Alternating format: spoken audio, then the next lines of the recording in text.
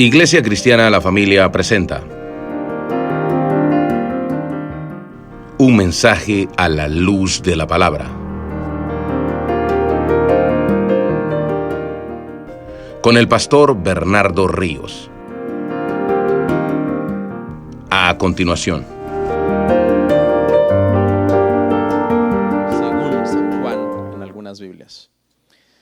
Juan capítulo 6, verso 51, y vamos a estar en pie, hermanos, un minuto para dar lectura a esta porción.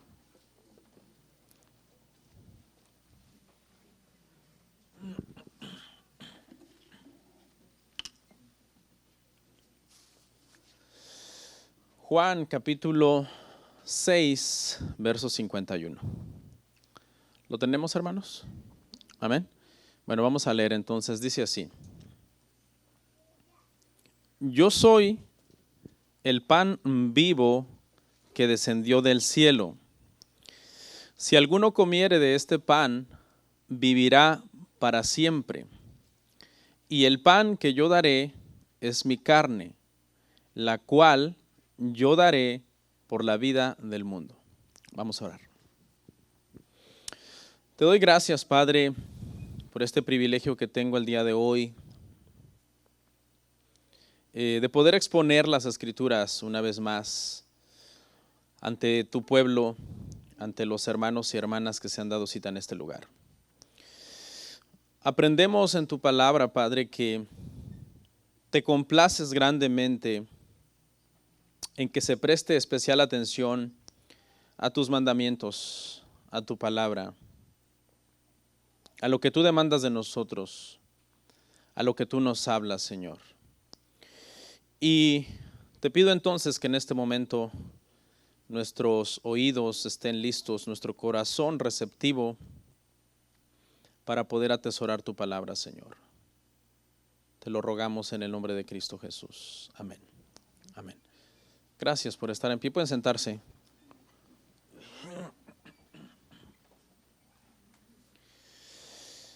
Bueno, después de haber tenido una pausa la semana pasada en esta serie, hermanos, del Evangelio de Juan, si se recuerdan, los que estuvieron presentes, tuvimos una pausa para estar hablando un tema que titulamos la Santa Cena, y por eso la semana pasada no tuvimos nuestro tema de Juan.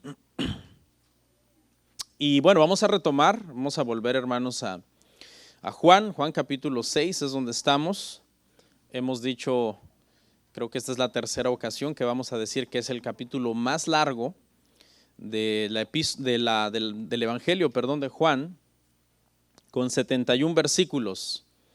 Pero con la ayuda del Señor, el día de hoy lo vamos a terminar Juan 6, y para la próxima semana vamos a estar entonces ya en Juan capítulo 7, y así poco a poco vamos a ir avanzando, hermanos, hasta terminar este libro, que es un estudio verso a verso que estamos haciendo, y esperamos con la ayuda del Señor poderlo pues terminar. Amén.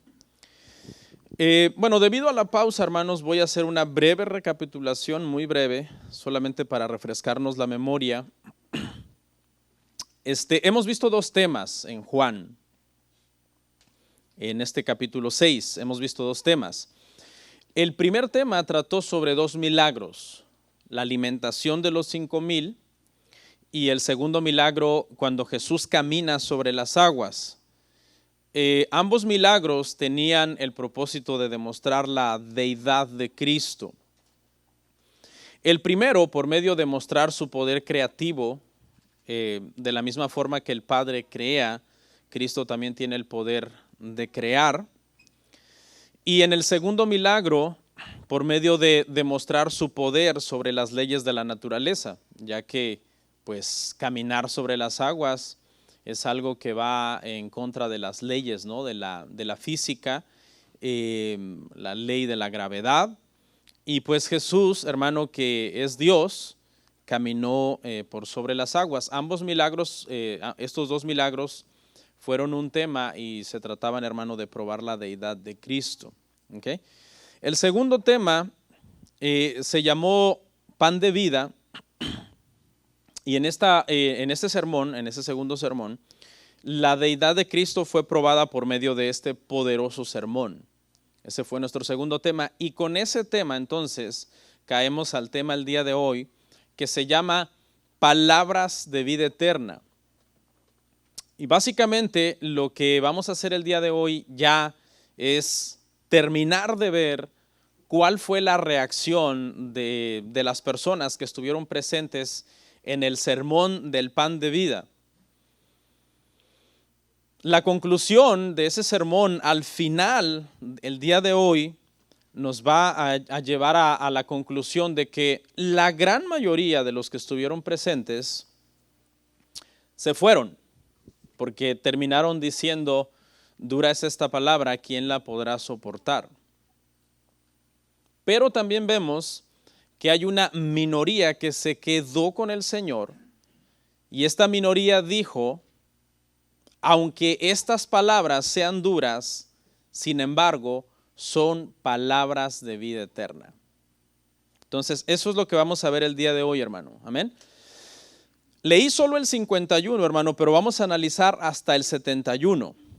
Entonces, son varios versos, pero para podernos desplazar sobre ellos de una forma estratégica, vamos a dividirlos en subtemas. ¿Ok?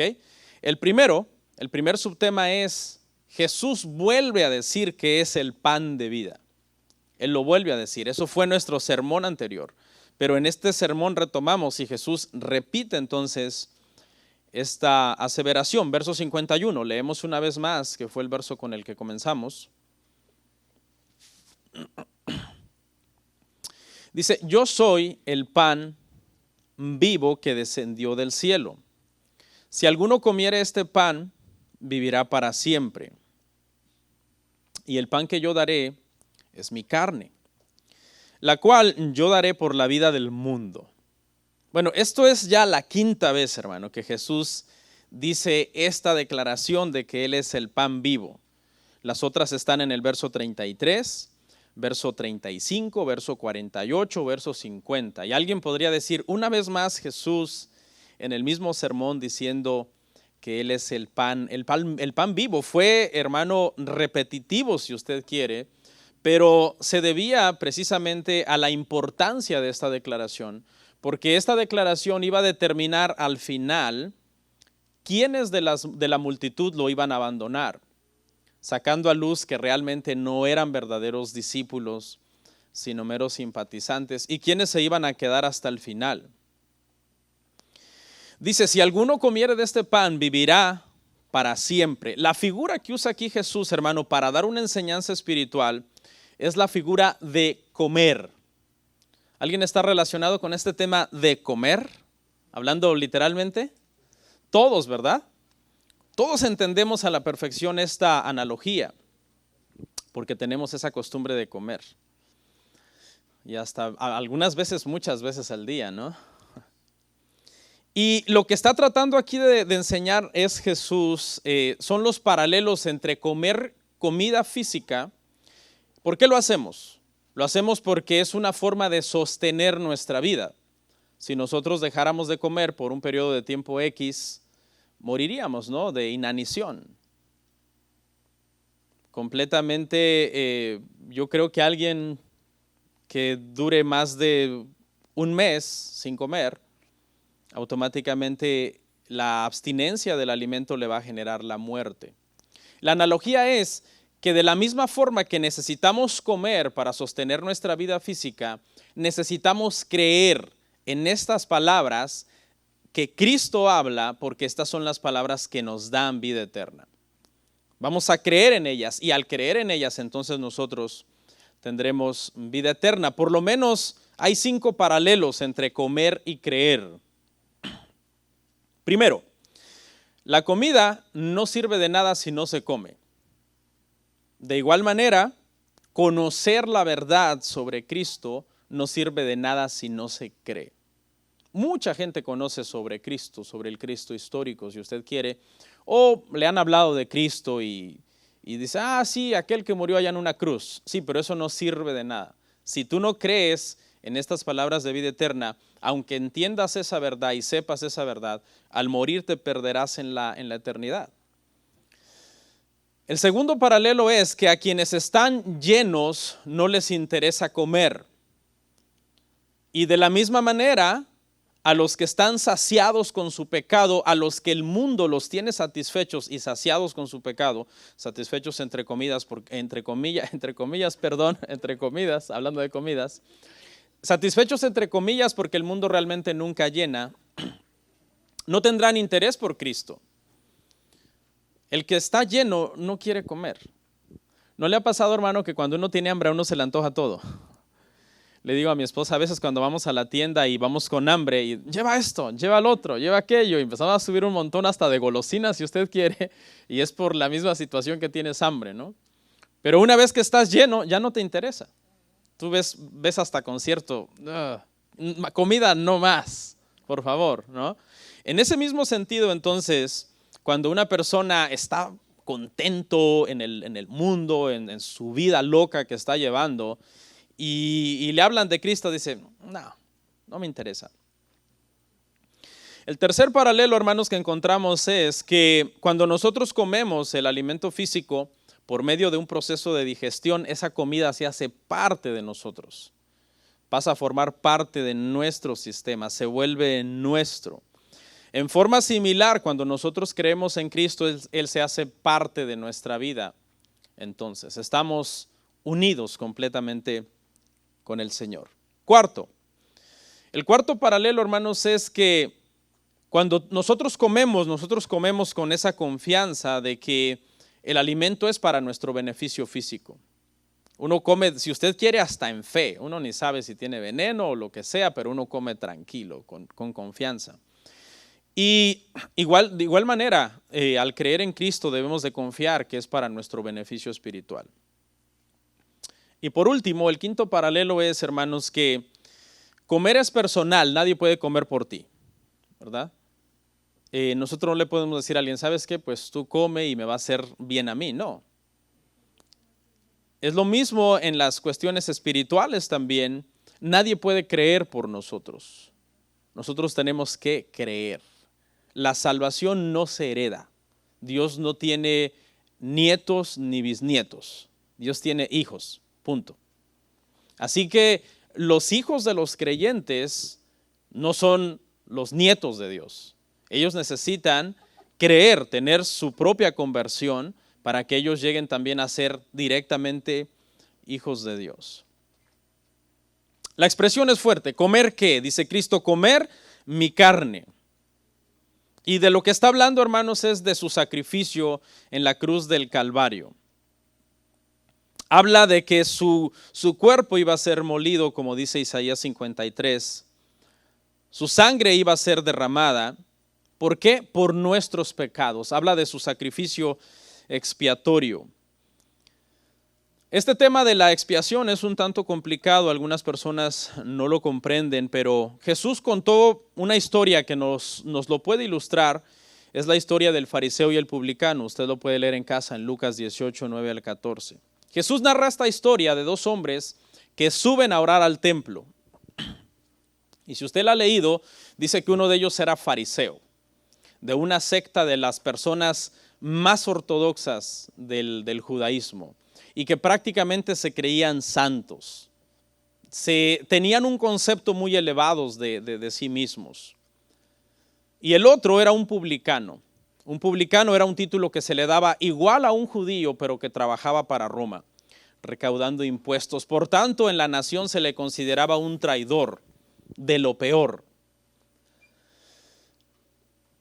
La historia dice, hermano, que el fariseo comenzó a orar y a decir cosas como, gracias Señor porque no soy como los demás hombres, que son ladrones, que son injustos, que son adúlteros. Y mirando al publicano a la par, dice, es más, no soy ni como este publicano. Yo ayuno, yo diezmo, yo hago esto. Comenzó a alabarse a sí mismo en el nombre de Dios. Jesús aclaró cuando contó la historia que este hombre oraba consigo mismo.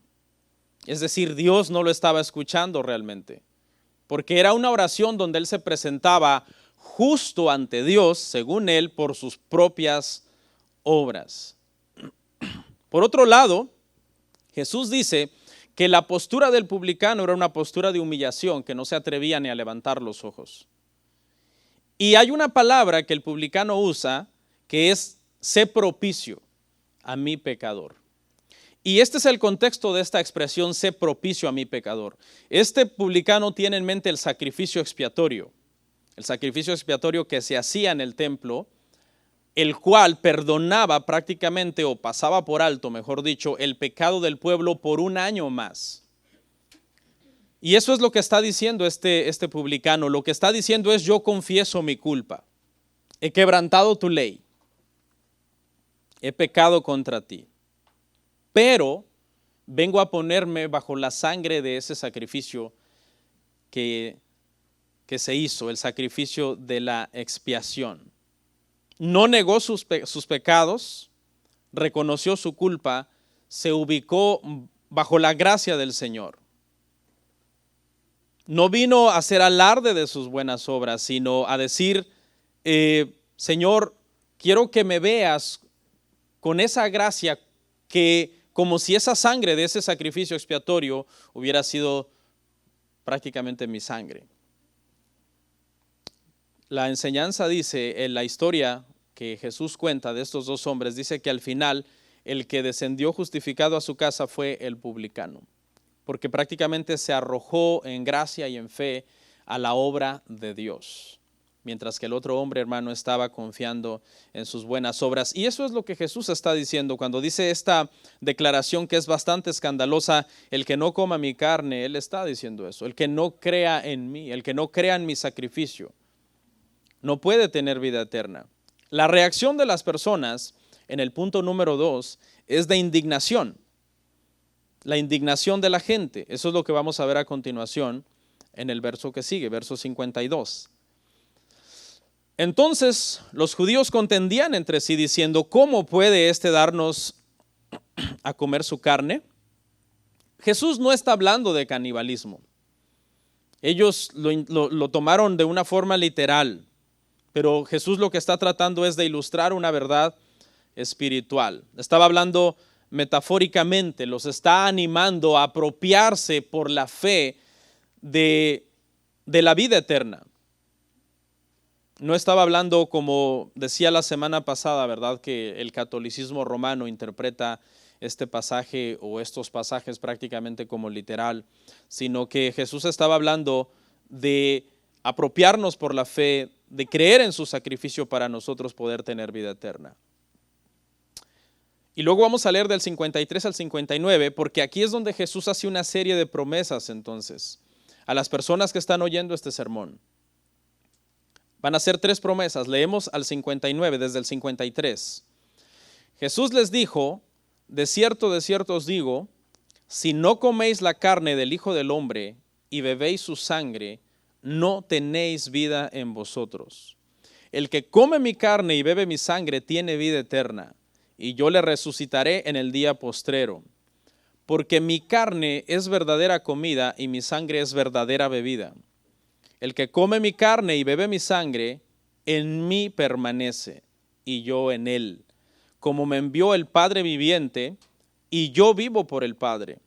Asimismo, el que me come, él también vivirá por mí. Este es el pan que descendió del cielo, no como vuestros padres comieron el maná y murieron. El que come de este pan vivirá eternamente. Estas cosas dijo en la sinagoga, enseñando en Capernaum. Las personas ya están ofendidos porque el Señor les ha dicho que coman su carne y lo han interpretado de una forma literal. Y un predicador con miedo rebajaría el mensaje, diría: no, ya se enojaron, tengo que bajarle, porque ya se enojaron. No, pues Jesús no rebaja el mensaje, sino que ahora dice: es más, también les es necesario beber mi sangre. Y no está hablando en este caso de vampirismo tampoco, no está hablando de cortar una mano del Señor y comer la carne mientras se chupa la sangre de las arterias, sino que ambas metáforas hablan de aceptar por la fe su sacrificio, que precisamente para eso estaba yo comentándoles acerca de esta historia del fariseo y el publicano, cómo este publicano al ponerse bajo el sacrificio que se hacía y la sangre que se derramaba sobre el propiciatorio es que fue justificado. Hermanos, en el Nuevo Testamento el término sangre se refiere a la muerte de Cristo. Es un eufemismo para hablar de la muerte de Cristo. Lamentablemente la iglesia, en casi la mayor parte de la iglesia, abusa mucho de este tema de la sangre, dándole un uso equivocado a la sangre de Cristo. Pero realmente cuando vemos en el Nuevo Testamento el término sangre de Cristo, habla de su muerte, de su sacrificio en la cruz. Mucha gente interpretándolo literalmente, igual que la reacción de estos judíos, porque este grupo que está escuchándolo ahí lo empiezan a entender literalmente, mucha gente entiende prácticamente literalmente que es el líquido, el que tiene el poder, inclusive algunas veces, de invocarlo para cuestiones místicas. Dicen, no, es el líquido el que tiene el poder. Las plaquetas, los glóbulos rojos, los glóbulos blancos, el plasma, es el líquido el que nosotros tenemos que invocar. Y mucha gente dice, me cubro con la sangre de Cristo, cubro mi casa con la sangre de Cristo. Y abusan de este tema cuando en realidad lo que las personas deben de hacer es creer en el sacrificio expiatorio de Cristo en la cruz para poder ser salvos. Amén. Hay gente que ha exagerado este tema. Una vez dando una clase allá en el discipulado les contaba yo a los hermanos que un predicador diciendo que cada gota que Cristo derramaba de su cuerpo tenía un poder específico y decía, bueno, pues entonces cuando seamos tentados en lo sexual, la sangre de Cristo que tenemos que invocar es la sangre de su prepucio.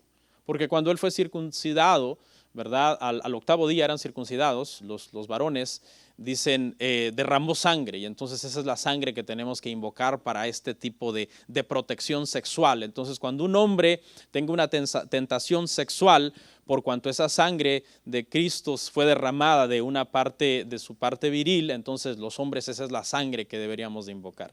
Abusando completamente, hermanos, de este tema. Cuando usted lee el Nuevo Testamento, usted no va a encontrar ningún pasaje donde se invoque la sangre con propósitos místicos, sino que siempre el contexto es hablando de la muerte y de creer en ese sacrificio para nosotros poder tener vida eterna. No es un amuleto, no es un ojo de venado, no es una pata de conejo, no. Tipifica la muerte de Cristo en la cruz del Calvario. Y ahora entonces vamos a hablar de estas tres promesas, hermano, que están contenidas en estos versos. La primera es tener vida eterna, ahí en el verso 54. No vida temporal, no, vida eterna. Hace unos 100 años, más o menos, 150 años, hermano, cuando acá en Estados Unidos hubo un gran avivamiento para tiempos, si usted quiere, de Jonathan Edwards, la primera doctrina en la cual se instruía a un cristiano recién convertido era la doctrina de la seguridad de la salvación. Es decir, se le enseñaba a todo recién convertido que cuando nacía de nuevo, de una forma genuina por el Espíritu Santo, lo que recibía era vida eterna, no vida temporal. ¿Qué quiere decir? Quiere decir que esa vida eterna que esta persona tenía se la había dado completamente Dios y no dependía en sí de las obras de esta persona. Esta doctrina de la seguridad de la salvación, hermano, el día de hoy le genera pánico a los cristianos. Pánico. Dice, ¿me está usted diciendo que si yo soy cristiano, nacido genuinamente del Espíritu Santo, estoy seguro eternamente en las manos de Dios? Le dice, sí. Dice, ay no, qué miedo. ¿Por qué? Porque lo que se enseña hoy es que tú naces de nuevo y que al menor pecado pierdes la salvación, que tienes que reconciliarte con Dios, luego vuelves a pecar, vas a seguir pecando toda tu vida y entonces pasas en un proceso de nacer de nuevo, perderte, nacer de nuevo, perderte, nacer de nuevo, perderte unas 200, 300 veces hasta el día que mueras, y si el día que moriste en pecado, te fuiste al infierno, porque nunca fuiste salvo. Eso es lo que se enseña ahora. Se enseña el día de hoy, hermano, que la salvación es algo que tú tienes que estar logrando y completando constantemente todos los días por medio de tus buenas obras. Quiero hacer un contraste, hermanos, porque yo he llegado a la conclusión, después de analizar mucho este tema, que la gente tiene estas ideas porque confunden justificación con santificación. Ahí está el problema. Estas dos palabras son las que confunden. Toman una por otra y ese es el error.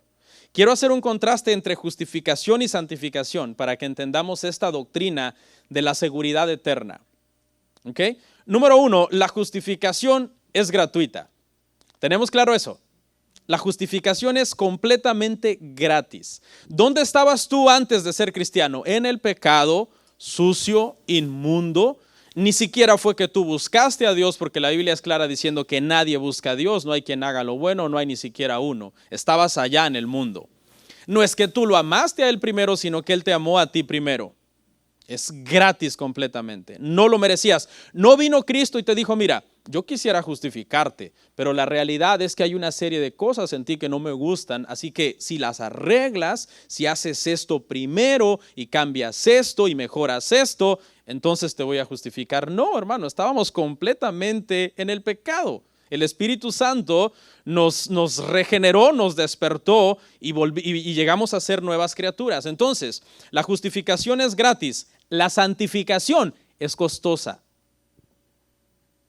¿Qué es la santificación? La santificación es crecer en el carácter de Cristo cada día más. Eso cuesta, porque hay que ser disciplinados, hay que leer las Escrituras, hay que orar, hay que congregarnos, hay que servir. Mire, por ejemplo, el día de hoy, ayer cambió el horario, hoy mucha gente no vino. ¿Sí ve? No es fácil. Mucha gente hoy se dio permiso, hoy no vamos al discipulado, porque es que anoche nos desvelamos, porque hubo el evento de matrimonios y se adelantó el reloj y todo está en nuestra contra. Entonces, la justificación es gratis, pero la santificación es costosa. La salvación es gratis, pero el discipulado te costará la vida.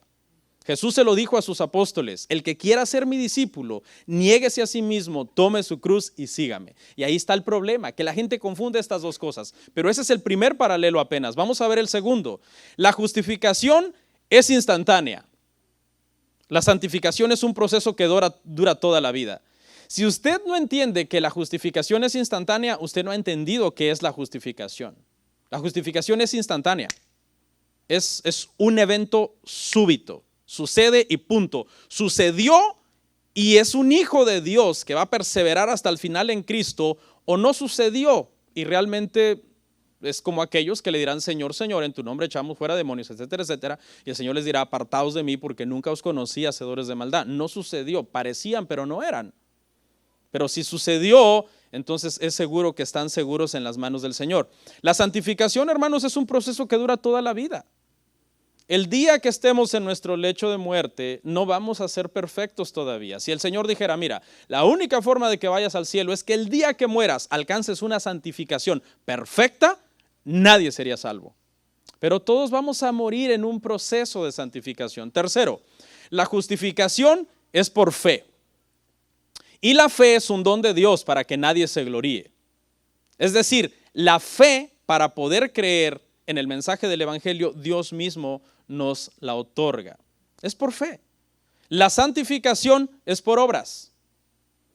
La santificación es por obras. Yo tengo que trabajar en mi santificación. Yo tengo que leer las Escrituras. Yo tengo que quemarme las pestañas investigando, leyendo, estudiando, orando por mis hijos, orando con mis hijos, enseñando a orar a mis hijos. Son tres cosas diferentes de lo que dije. Mire, orar por mis hijos, orar con mis hijos, enseñar a orar a mis hijos.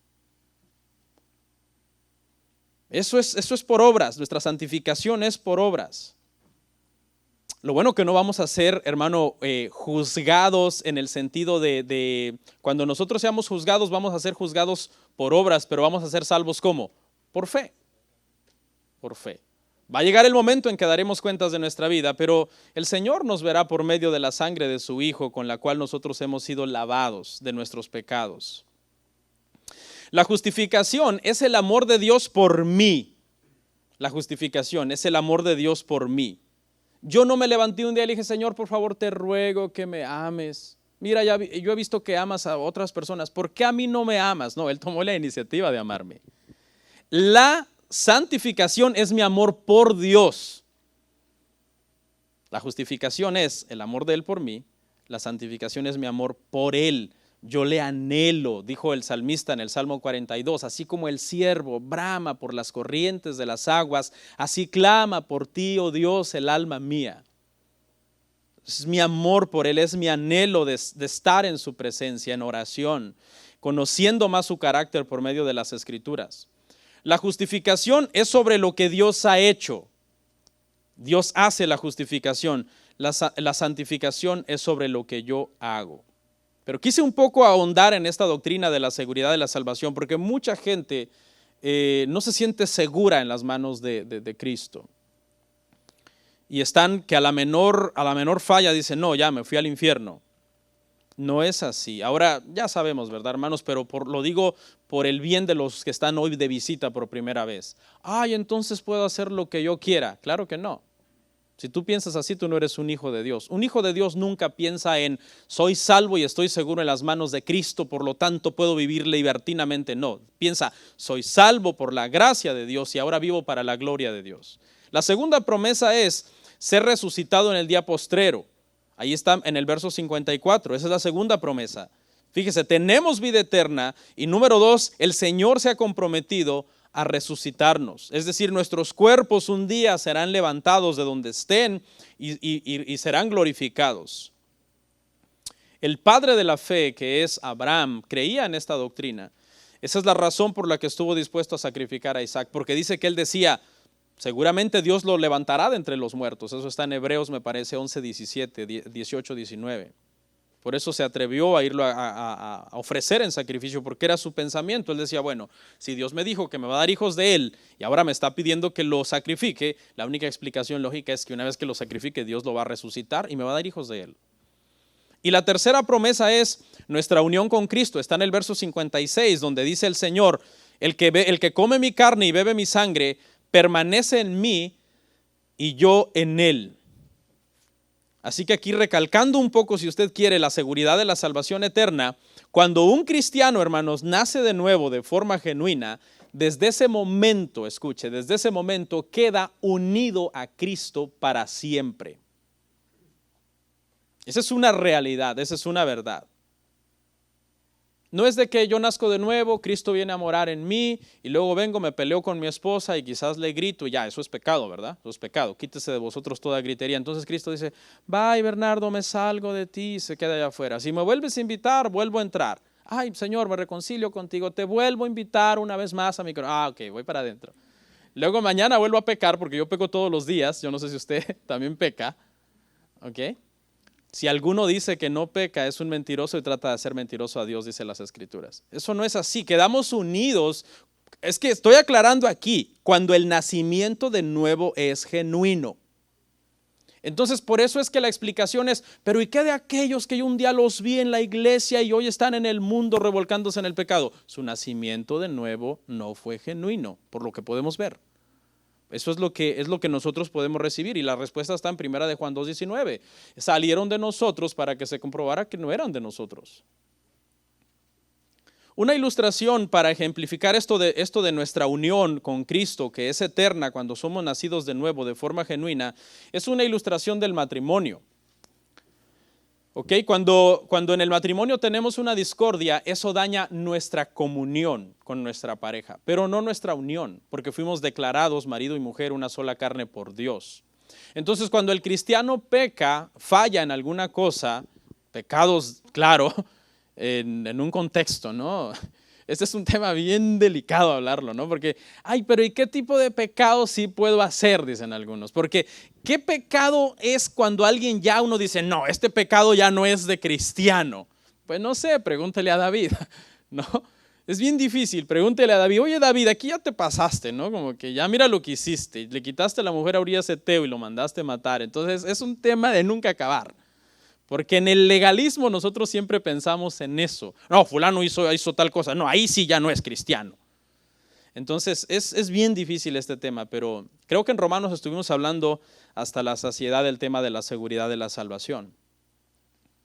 Entonces, hermanos, cuando nosotros fallamos como cristianos, nosotros lastimamos nuestra comunión con Cristo. pero no nuestra unión. No se puede dañar o terminar nuestra unión con Él, porque Él dice, si el que permanece en mí, el que come mi carne y bebe mi sangre, ¿quiénes son esos? Dijimos, los que creen en su sacrificio. Dice, yo permaneceré en ellos y ellos permanecerán en mí. Entonces, hermanos, en general, en esta parte, básicamente lo que vemos es tres reacciones, hermano, por tres grupos, tres personas, las reacciones de las personas a estas declaraciones de Jesús, que son los típicos. Estas son las tres reacciones que se encuentran ante el Evangelio. No sé, ponga atención, se las voy a describir y usted dice dentro de qué grupo está usted. Están los que directamente lo rechazan, dicen un rechazo total y se mofan y se burlan. Estos son, por ejemplo, los escribas, los fariseos que en su momento dijeron, no, este está loco, está fuera de sí. Y cuando ya no pudieron negar sus milagros porque ya era innegable que estaba resucitando a muertos, etcétera, dijeron, ¿qué hacemos? Ya no podemos negar, señal ha hecho, no podemos negar eso. Ya sé, digamos que lo está haciendo en el nombre de Satanás, por Belcebú está haciendo esto. Entonces hay un grupo que la reacción es de rechazo total desde un principio. ¿Okay? Pero hay un segundo grupo que responden con una fe temporal o superficial. Estos son aquellos que son capaces de llamar a Jesús Señor, pero no han nacido de nuevo. Pero el Señor conoce los corazones. Dice que en Juan 2 vimos que Él conocía todo lo que había en el hombre. Y el tercer grupo, hermanos, están los que responderán con fe verdadera. Hay un remanente, no temáis manada pequeña, dijo el Señor Jesús, porque a vosotros le ha placido el Padre daros el reino. Y hay un remanente, hay un grupo que va a creer, que va a venir en fe, vendrá. ¿Por qué vendrá? Porque fue elegido desde antes de la fundación del mundo, porque le fueron entregados al Hijo. El Padre dice, yo te daré a los que Él me dé, dice Jesús, vendrán a mí y al que a mí viene yo no le echo fuera. ¿Okay? Serán regenerados por el Espíritu Santo. Entonces tenemos que entender que hay una postura que cree más o menos así. Cristo fue a la cruz para hacer posible la salvación de todos, pero no asegurar la salvación de ninguno. Muchos cristianos piensan esto. Cristo fue a la cruz y murió. Cuando Él murió, Él hizo posible la salvación de todos, pero no asegura la salvación a nadie. La gente misma tiene que venir y ella misma prácticamente salvarse por medio de su libertad de poder elegir a Dios. Nosotros no tenemos libertad para elegir a Dios, porque nosotros, hermano, el Romano nos enseña que estábamos cautivos en el pecado, éramos esclavos del pecado. Un esclavo no puede elegir. Primero tenemos que ser regenerados en la obra del Espíritu Santo para poder nosotros, hermano, entonces responder en fe. No podemos responder en fe si primero no somos regenerados. Este grupo está dispuesto a todo por Cristo. Está dispuesto a caminar el camino angosto, a avanzar hacia la puerta estrecha, abandonar el mundo, porque estos son hijos de Dios. Tenemos una nueva naturaleza en nosotros. Creo que hace tiempo ya que conté esta ilustración, me parece que es del pastor Paul Washer, y es un poco ilustrativa para entender este cambio de naturaleza. Y él dice que si tú le pones dos platos de comida a un cerdo, y un plato es un manjar exquisito preparado de lo mejor, y el otro plato está lleno de basura, maloliente y de cosas que le gustan a los cerdos, inmediatamente cuando lo suelten, si alguien lo estuviera deteniendo, saldría corriendo y en su naturaleza de cerdo, por naturaleza sería irse al bote de basura. Al trasto, al recipiente que está lleno de basura. Ese es su instinto como ese animal. Y dice el pastor, entonces el cambio de naturaleza es que si en ese momento, mientras está comiendo la basura, el cerdo de una forma milagrosa se convirtiera en un ser humano, su reacción sería, ¿qué estoy haciendo ahora? ¿Por qué estoy haciendo esto? Yo no pertenezco a este bote de basura, yo pertenezco a este delicioso platillo de comida, a este manjar exquisito que está preparado aquí. Ese es el cambio de naturaleza que es efectuado en los seres humanos por la regeneración. Eso sucede en nosotros. Yo me acuerdo cuando sucedió en mi vida. Yo hacía una serie de cosas y prácticas que había venido aprendiendo desde niño, Me convertí a los 22 años y desde niño crecí en un mundo lleno de violencia, de obscenidades, de pornografía, cosas atroces, hermano, que si yo le cuento llora. Cosas feas, un mundo de drogas, de alcoholismo, que desde niño ese fue el mundo prácticamente en el que yo me crié. Un mundo horrible, no se lo deseo a nadie. Pero hermanos, cuando el Señor vino y hizo la obra de regeneración en mi vida, yo inmediatamente supe que eso estaba mal. Yo dije, esto no está bien, esto no es agradable a Dios ahora. Ahora que yo estoy en el Señor, ahora que yo profeso ser cristiano, nadie me obligó a dejar, hermanos, los vicios y todas las cosas que yo practicaba. Simplemente, ¿qué pasó entonces? Hubo un cambio de naturaleza dentro de mí. Ahora yo soy hijo de Dios. Cuando estaba en el mundo, odiaba las cosas de Dios y amaba las cosas del mundo. Ahora que estoy en Dios, odio las cosas del mundo y amo las cosas de Dios. Eso es lo que ha sucedido en nosotros. Pastor, ¿eso significa que usted nunca va a volver a fallar? Eso no significa eso, porque todavía estamos en un cuerpo, en una raíz todavía, en donde no hemos sido glorificados. Y llegamos entonces a los últimos 2 puntos. El primero es la reacción de los falsos discípulos. Leemos del 60 al 66.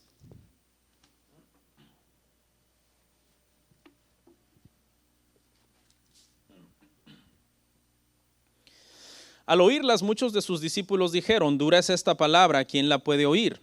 Sabiendo Jesús en sí mismo que sus discípulos murmuraban de esto, les dijo, ¿esto os ofende?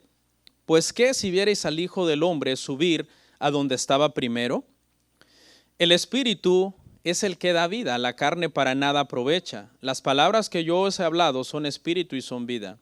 Pero hay algunos de vosotros que no creen, porque Jesús sabía desde el principio quiénes eran los que no creían y quién le había de entregar. Y dijo, por eso os he dicho que ninguno puede venir a mí si no fuere dado del Padre. Desde entonces muchos de sus discípulos volvieron atrás y ya no andaban con él. Ahí está clarito.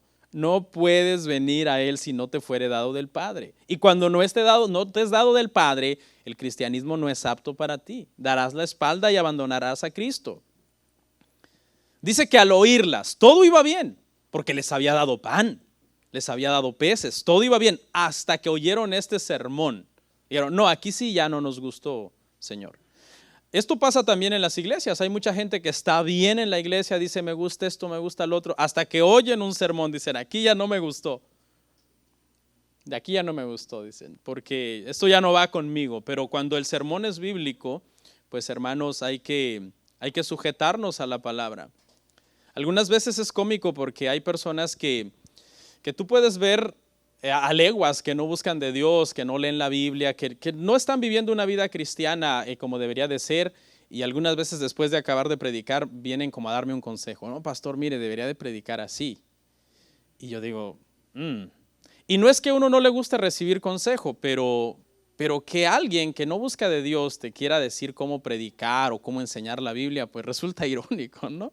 Y si usted quiere, quizás hasta te da un poco de enojo, te dices, ¿desde cuándo los patos les tiran a las escopetas? Y no es orgullo, no es orgullo, pero tú dices, bueno, busca de Dios si me quieres dar un consejo. Si tú crees que tú sabes cómo se debería de predicar mejor o cómo dirigir la iglesia, pues demuéstramelo tú viviendo una vida piadosa, siendo un maestro de las Escrituras, siendo una persona que realmente es un cristiano de buen testimonio.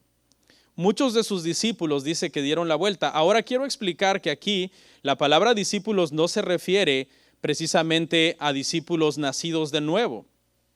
El término matetes, que es el término griego para discípulo en el Nuevo Testamento, simplemente significa estudiante o aprendiz, pero no habla de su sinceridad o de su devoción como discípulo. Entonces, aquí no vayamos a tener cuidado. O sea que los verdaderos discípulos, los que verdaderamente hemos nacido de nuevo, podemos acabar un día abandonando al maestro. No, porque la palabra no implica devoción o sinceridad, simplemente su actividad que ellos están haciendo como aprendiz. En el Nuevo Testamento hay varios discípulos y no quiere decir que eran creyentes de Dios. Por ejemplo, estaban los discípulos de Juan el Bautista. ¿Quiere decir eso que eran cristianos? No. Porque hasta el siglo II dice que todavía persistió una secta que eran discípulos de Juan el Bautista, que no se convirtieron. Estaban los fariseos. ¿Qué decían los fariseos? Nosotros somos discípulos de Moisés. Estaba en Hechos, vemos gente que decían somos discípulos de Pablo. O sea, no asumamos entonces que porque se usa la palabra discípulos aquí para un grupo de gente que al final acaba dándole la espalda al Señor, entonces los verdaderos discípulos podemos acabar negando al Señor. No, un verdadero discípulo, hermano, será fiel. Y vamos, conforme avancemos se va a aclarar un poco. Y la razón, dice, es que dura es esta palabra, es la razón. La palabra para dura aquí es la palabra griega escleros. Se refiere a algo áspero o marchito. La encontramos en palabras como, por ejemplo, arterioesclerosis. Ahí se encuentra y se refiere a un endurecimiento en las arterias que puede devenir en un ataque cardíaco. Escleros es una forma figurada de hablar de algo desagradable. Lo que están diciendo estas personas es, tu sermón nos desagradó, tu sermón no nos gustó. Cuando un sermón, hermanos, es bíblico y a alguien no le gusta, solamente puede haber una razón. Esa persona está mal espiritualmente. Claro, la versión de ellos será que el predicador está mal. Pero si el sermón es bíblico, el predicador no puede estar mal, porque el sermón es bíblico. Por tanto, vas a tener que ajustarte entonces a la palabra. Nadie la puede oír. ¿Quién la puede oír? Dijeron. ¿Quién puede oír esta palabra? Esta palabra es dura. ¿Quién la puede oír? No la aceptaban. No aceptaban lo que decía ahí. Mucha gente lee la Biblia y dice, y no cambia, nunca cambia. No, hermano, ¿por qué no cambia? No, es que no entiendo la Biblia. No es que no la entiendes, es que no la aceptas y esa es la realidad. Por eso la gente no cambia. Lee, porque la Biblia es clara. La Biblia, hermanos, hay una doctrina que se llama la claridad de la Escritura y esa doctrina enseña que cualquier persona puede leer la Biblia y entenderla. No fue la intención del Espíritu Santo cuando la reveló decir, ok, revelé la Biblia, pero ahora si la quieres entender, primero necesitas 20 años de seminario, leerte todos los comentarios de Spurgeon y ya cuando tengas 30 años de preparación, entonces vienes y empiezas a leer para que ahora sí me entiendas. No. La Biblia es clara, es sencilla, cualquiera la puede leer y entender. Hay algunos pasajes difíciles que requieren de quemarse un poco las pestañas en ella, pero eso no quiere decir que no la podamos llegar a comprender cosas básicas como Cristo fue a la cruz del Calvario para morir por los pecadores. Pablo dijo, de los cuales yo soy el más grande de todos los pecadores y en humildad el más pequeño de todos los apóstoles. ¿Alguien ha conocido a un apóstol moderno que tenga ese concepto?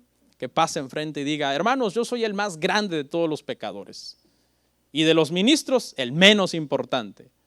No, porque vivimos en la época del ego, de los títulos. No, yo soy fulano, mengano, perengano y todos los títulos del mundo. Los falsos discípulos no siguen a Cristo por quien es Él, lo siguen por lo que quieren de Él. Esa es la realidad. Por eso, hermano, hay dos fiestas que por lo menos el mundo celebra en grande, el mundo cristiano, ¿no? Y dentro de ese grupo encolada se va un montón de gente que profesa ser cristiano. La Navidad, por ejemplo, que es una fecha hermosa y una fecha maravillosa. ¿Okay? Pero mucha gente cuando llega Navidad empieza a cantar villancicos y esto y a arrullar a un niño. Pero y su vida espiritual, su vida moral es un caos. Esos son falsos discípulos. En Semana Santa todo el mundo anda con su cruz de ceniza, ¿no? En la frente. Pero su vida moral es un caos también. Entonces, estas son las personas que cuando ya el Señor dice exactamente lo que quiere de nosotros, se ofenden. Les dice, esto os ofende. Pues que si vierais al Hijo del Hombre subir a donde Él estaba primero. Y aquí lo que está hablando es de su ascensión. Porque no sé si se recuerda que parte de la ofensa fue que Él les dijo, yo soy el pan que descendió del cielo. ¿Y cuál fue la reacción de ellas? Del cielo. No eres hijo de José y María y no están tus hermanos entre nosotros. ¿Cómo que descendiste del cielo? Entonces Jesús les dice, ok, entonces si cuando implícitamente Cristo está diciendo, cuando sea crucificado y resucite de entre los muertos y ascienda, entonces les voy a demostrar quién era. Que yo vine del cielo, que yo descendí del cielo. Y eso es lo que está diciendo aquí. El Espíritu es el que da vida, la carne para nada aprovecha. Y lo que quiere decir acá, hermanos, es que nosotros, los seres humanos, solamente engendramos pecadores, ¿no? La carne engendra más carne. Solo el Espíritu Santo puede engendrar hijos de Dios. Es la regeneración, es el nuevo nacimiento. ¿Ok? Cuando nosotros tenemos un hijo de la carne, biológicamente hablando, tenemos un pecador más. Pero cuando el Espíritu Santo viene a esa persona y lo regenera, ahora nace un hijo de Dios. Mis palabras son espíritu y son vida. En otras palabras, es por medio de la predicación que vendrá la fe. Y así el Espíritu Santo regenera entonces al pecador. Desde ese día, en el último verso, muchos de sus discípulos se volvieron atrás y ya no andaban con él. Lo dejaron y se fueron.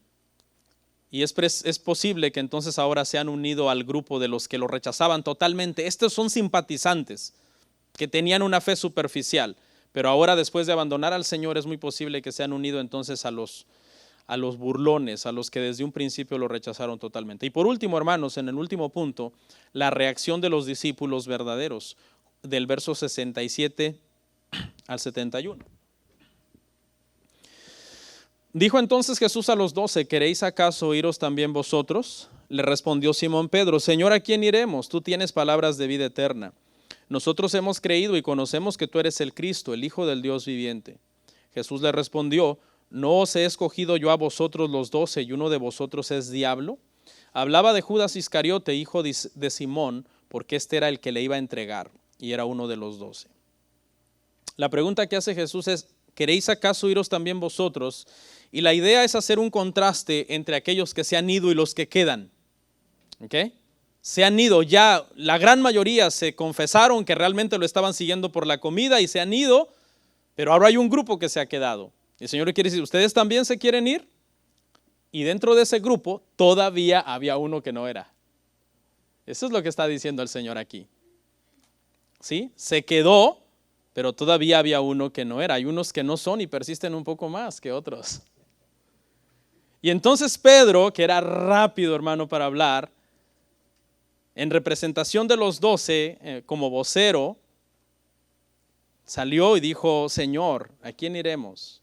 Tú tienes palabra de vida eterna. Tú tienes palabras de vida eterna. Los demás habían aceptado a Jesús solamente como un benefactor que les daba pan, pero Pedro dice, no, esta es una cuestión espiritual, esta es una cuestión de salvación, de vida eterna, y eso solamente está en ti. Y entonces Jesús aclara y dice, ¿no os he escogido yo a vosotros los 12 y uno de vosotros es diablo? ¿Ok? Quiero aclarar aquí, hermano, que la frase yo os he escogido está hablando de yo os he escogido a ustedes 12 para que sean mis apóstoles. No habla de yo os he escogido a ustedes 12 para salvación. Y entonces Judas perdió su salvación, no. Eso nos queda claro, hermano, cuando nosotros vamos a Juan 15, 16, vamos a llegar ahí, no se preocupe, vamos a llegar ahí. Después que cenan y Judas se va, cuando Judas se va, entonces él les dice a los 11 que los ha escogido para salvación. Ahí lo vamos a leer cuando lleguemos. Porque él dice, yo escogí a ustedes 12, claro, para que sean mis apóstoles, pero yo sé que uno de los que están entre ustedes, aunque fue escogido para ser apóstol, no fue elegido. Y esta es otra doctrina también bien peligrosa, ¿no? Pero esa es la realidad. Eso es lo que vemos nosotros en las Escrituras. Y hablaba, dice ahí mismo, hermanos, de Judas Iscariote. Judas fue completamente responsable. Judas no fue una víctima de la soberanía de Dios. Él era una mala persona. Hay gente que dice, no, es que él se perdió porque Dios no lo eligió. No, es que él era malo, él era ambicioso, era ladrón. Tenía pensamientos homicidas, traicionero. Él fue completamente responsable. Nadie irá, hermanos, al infierno sin merecer el infierno. Y todos los que vayamos al cielo, iremos al cielo sin merecer el cielo, por la gracia de Dios. Si alguien cree que merece el cielo, dijo un puritano, eso es señal que merece el infierno. Sí, porque es un orgulloso, es un altivo. ¿Cree que merece el cielo? Dice Pedro, nosotros hemos creído y conocemos que tú eres el Cristo, el Hijo del Dios viviente.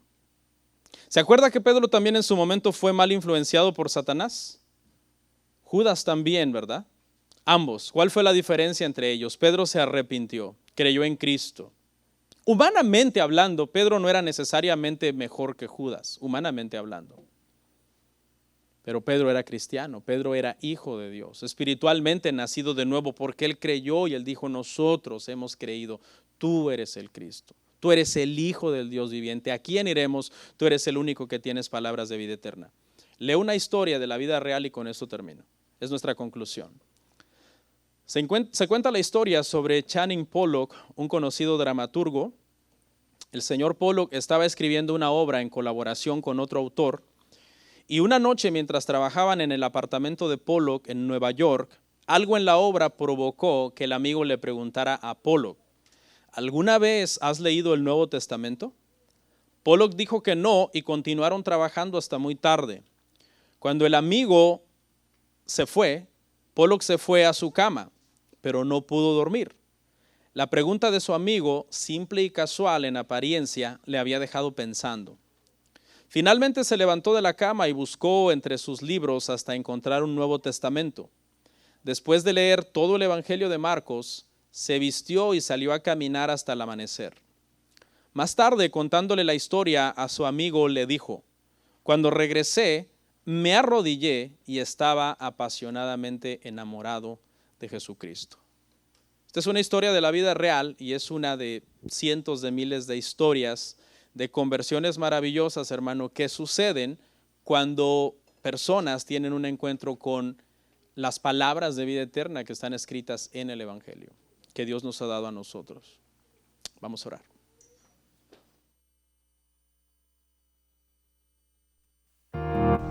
Comparte, suscríbete, dale like. Gracias por tu sintonía. Hasta la próxima. Bendiciones.